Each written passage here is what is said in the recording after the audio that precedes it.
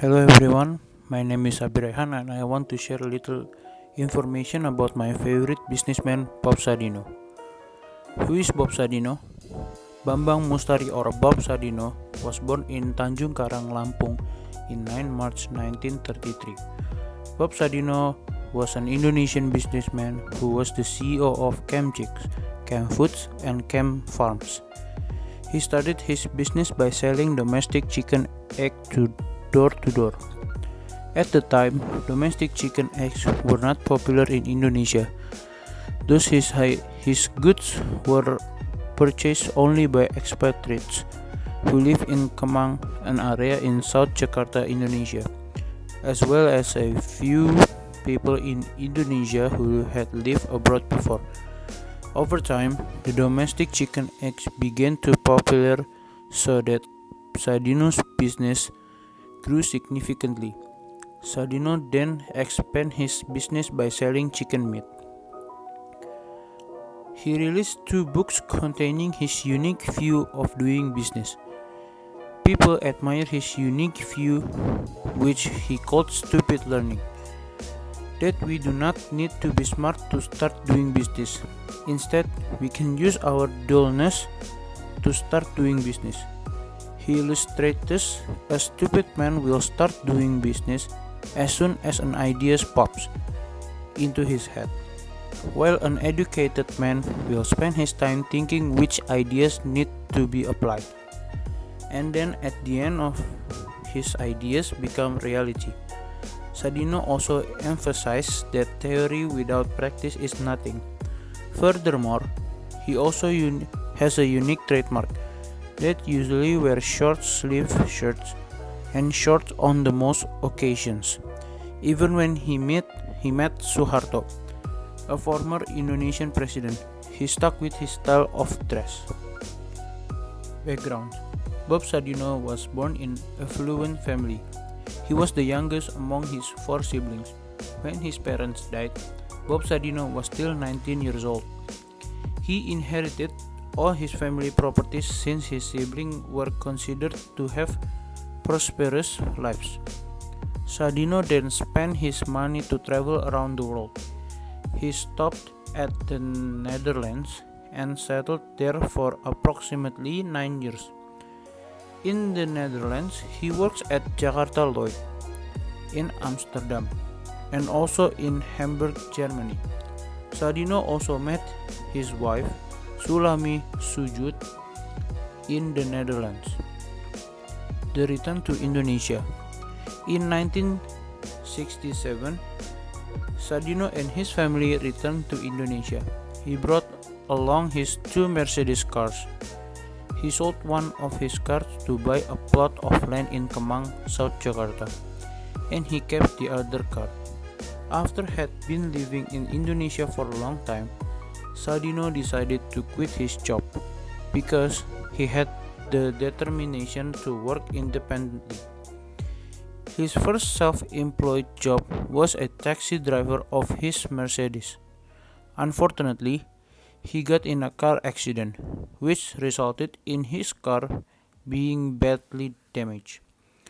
Due to lack of money, Sadino switched to becoming a mason. His salary at the time was only 100 rupiah, equal to 0.01 US dollar or 1 cent. He experienced a great depression due to the pressure in his life. Resurrection. One day, Sadino's friend recommended him to do a poultry business, focusing on domestic chicken, imported chicken eggs to fight his depression. Sadino was interested and began to develop a chicken farm. At the time, local chicken or native chicken, smaller than domestic chicken, still dominated Indonesian's market. Sadino was the one who first introduced domestic chicken and their egg in Indonesia. Sadino sold domestic eggs door to door. At the time, domestic eggs were not popular in Indonesia, so that his goods were only purchased by foreigners who resided in Kemang, as well as a few people who had lived abroad. Over time, domestic chickens began to be known throughout Indonesia, so that Sadino's business grew rapidly. Sadino then expanded his business by selling chicken meat. Besides introducing the domestic chicken eggs, he also was the first man to apply hydroponic farming system in Indonesia. In the early 1985, the average sales per month of Sadino's company was 40 to 50 tons of raw meat, 60 to 70 tons of processed milk, and 100 tons of vegetables. Networking. Success is down to contacts, so maximize yours. The key to success at work is to be a good networker wherever you are. Number 1. A human resources director who was made redundant decided to take a few months off, as he had been given a generous package. He began to coach the football team at his son's school, and got talking to one of the parents also coaching the team. He turned out to be a vice president of a large multinational, which led to a job locally at £10,000 more, and a new football fanatic friend. Number 2.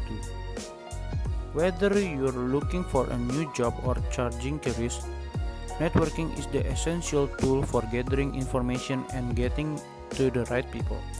According to research by DBM, the career management consultants, more than 65% of clients cited networking as the way they got new jobs.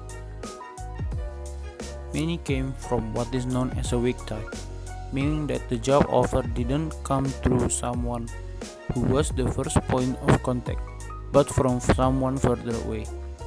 Often people spend hours searching the web and applying for advertised jobs, but surveys show that 80% of all positions are filled without the employer advertising.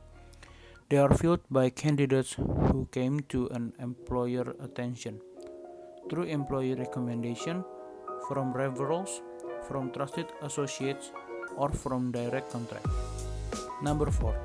Networking is the art of making connection, building alliance, and developing a web of relationship with the potential for mutual benefit. It's a two-way street. There may be ways you can help them too. It can be done anywhere or anytime, on a plane, business, or social setting. You probably don't even realize that you are doing it.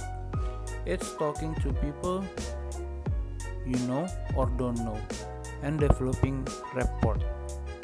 Number 5. You never know who might strike up a conversation with. The important first step is to smile and be friendly. Then to start creating positive impression and making connections. Show interest in others and listen. Most people enjoy talking about themselves, so you can use this tendency to your advantage.